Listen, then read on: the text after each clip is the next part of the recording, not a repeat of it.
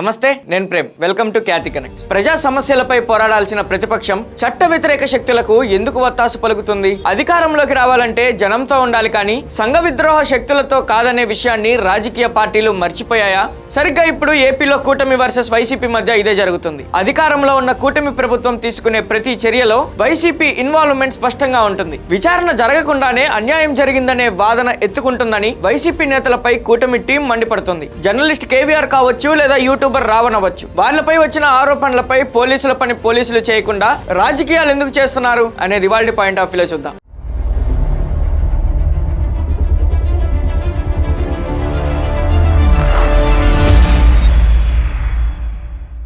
కూటమి ప్రభుత్వాన్ని టార్గెట్ చేస్తూ సోషల్ మీడియాలో విద్వేషాలు రెచ్చగొట్టే వ్యక్తుల వెనుక శక్తులు ఎవరు ఉన్నారంటూ ఏపీ పోలీసులు కేసు విచారణ సాగిస్తున్నారు. ఈ విషయంలో మాజీ సీఎం వైఎస్ జగన్మోహన్ రెడ్డి ఎందుకు ఉలిక్కి పడుతున్నారని మంత్రి రాంప్రసాద్ రెడ్డి ఆగ్రహం వ్యక్తం చేశారు. మహిళల పట్ల రాజ్యాంగ వ్యవస్థలపై అసభ్యకరంగా పోస్టులు పెట్టేవారిని తాము యాంటీ సోషల్ ఎలిమెంట్స్ గానే చూస్తామని ప్రభుత్వం స్పష్టం చేస్తుందని చెప్పారు. యూట్యూబర్ రావణ్ అనే వ్యక్తిపై ఉపా చట్టం కింద కేసు నమోదును మంత్రి సమర్థించారు. సమాజానికి హానికరమైన వ్యక్తిని జగన్మోహన్ రెడ్డి ఒక స్వతంత్ర సమరయోధుడిలా చిత్రీకరించడంపై మంత్రి తీవ్రంగా దుయ్యబట్టారు.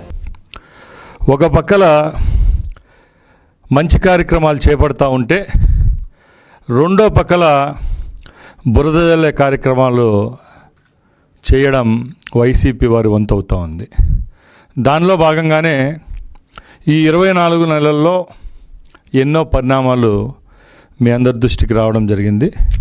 ఇప్పుడు కొత్తగా ఒక బచ్చలకూరి జోసెఫ్ అనే అతను, అంటే మన తెలుగు రాష్ట్రాలకు సంబంధించిన అతను, ఒక సోషల్ మీడియా అకౌంట్ నుంచి రాష్ట్ర ప్రభుత్వం మీద, రాష్ట్ర ప్రభుత్వాలకు సంబంధించి వ్యవస్థల మీద ఈరోజు నెగిటివ్ కామెంట్లు పెట్టడం జరుగుతూ ఉంది. మనందరికీ తెలుసు, ఈ ప్రభుత్వం ఏర్పడిన తర్వాత ఎవరైతే సోషల్ మీడియాలో స్త్రీల పట్ల కానీ అలాగే వ్యవస్థల పట్ల కానీ తప్పుగా మాట్లాడే వారి మీద చర్యలు తీసుకోవడం జరుగుతూ ఉంది. దానిలో భాగంగానే చాలామంది మీద కఠిన చర్యలు తీసుకున్నాం. దానిలో భాగంగానే ఈ రావణ్ అనే ఎవరైతే యూట్యూబర్ ఉన్నాడో అతని మీద యూఏపీఏ చట్టం కింద కేసు నమోదు చేయడం జరిగింది. ఇది విదితమే, రోజు మనం మీడియాలో చూస్తూ ఉన్నాం. దీని మీద కూడా వైసీపీకి సంబంధించిన నాయకులు ఇది పెద్ద దేశ సమస్య కట్టు చూపిస్తూ ఇతనేదో పెద్ద మహానుభావుడు, స్వాతంత్ర ఉద్యమంలో పాల్గొన్నవాడు విధంగా ఆయన చిత్రీకరించడం చాలా హాస్యాస్పదం. ఎందుకంటే ఈ రాష్ట్రం అనేదానికి ఒక బ్రాండ్ ఉంది. గత 5 సంవత్సరాల్లో రాష్ట్రానికి మబ్బులు పడితే ఇప్పుడిప్పుడే ఆ మబ్బులు విరుగుడైతూ రాష్ట్రానికి పెట్టుబడులు వస్తూ ఉన్నాయి. ఒక పక్కల చంద్రబాబు గారి నాయకత్వంలో ఎన్ని జరుగుతూ ఉంటే ఒక పక్కల జగన్మోహన్ రెడ్డి గారి నాయకత్వంలో ఇంకో పని చెడగొట్టే ప్రయత్నమే ఇలాంటి రావణులు, రావణాసురులు.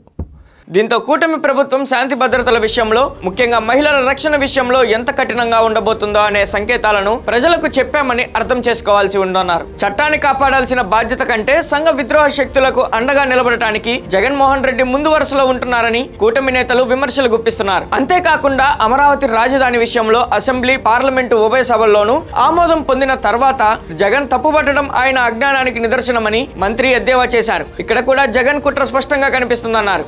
పదే అమరావతిని వ్యతిరేకిస్తూ వైసీపీ విధానం మావిగనని చెప్తూ ప్రజల మధ్య విషమెక్కించే కుట్రను వైసీపీ సోషల్ మీడియా బ్యాచ్ చేస్తుందన్నారు. అందులో భాగంగానే తప్పుడు ప్రచారాలు చేసే సోషల్ మీడియా ముసుగులో ఉన్న చట్ట వ్యతిరేక శక్తులు పనిచేస్తున్నారని ఆరోపించారు. కూటమి ప్రభుత్వం మాత్రం చట్టానికి వ్యతిరేకంగా పనిచేసే వారిపై కఠిన చట్టాలను ఉపయోగించడం జరుగుతుందని హెచ్చరించారు. అసలు జనానికి అర్థం కాని 3 రాజధానులు అనే అర్థం లేని నినాదంతో వైసీపీ 5 ఏళ్లలో రాష్ట్రాన్ని 15 ఏళ్లు వెనక్కి నెట్టేసిందని రాంప్రసాద్ రెడ్డి ఆవేదన వ్యక్తం చేశారు. గత ప్రభుత్వంలో కడప స్టీల్ ప్లాంట్ కేవలం శిలాఫలకానికే పరిమితమైందని గుర్తు చేస్తూ రాయలసీమ అభివృద్ధిని కూడా వైసీపీ గాలికి వదిలేసిందని ఆయన ఆరోపించారు. గత ప్రభుత్వ వైఫల్యాలను ఎండగడుతూనే కూటమి ప్రభుత్వం వచ్చిన కొద్ది రోజుల్లోనే సాధించిన విజయాలను మంత్రి ప్రజల ముందుంచారు. సీఎం చంద్రబాబు ప్రాతినిధ్యం వహిస్తున్న కుప్పంలోనే ఏకంగా 11,000 కోట్ల రూపాయల పెట్టుబడులు వచ్చాయని, ఇది దేశానికే ఆదర్శంగా నిలిచిందని చెప్పారు. గూగుల్, రాయల్ ఎన్ఫీల్డ్, ఐబీఎం, ఐఐటీలు వంటి అంతర్జాతీయ, జాతీయ దిగ్గజ సంస్థలు ఏపీ వైపు చూస్తున్నాయని మంత్రి వివరించారు. పాలనలో కేవలం పారిశ్రామిక అభివృద్ధి కాదు,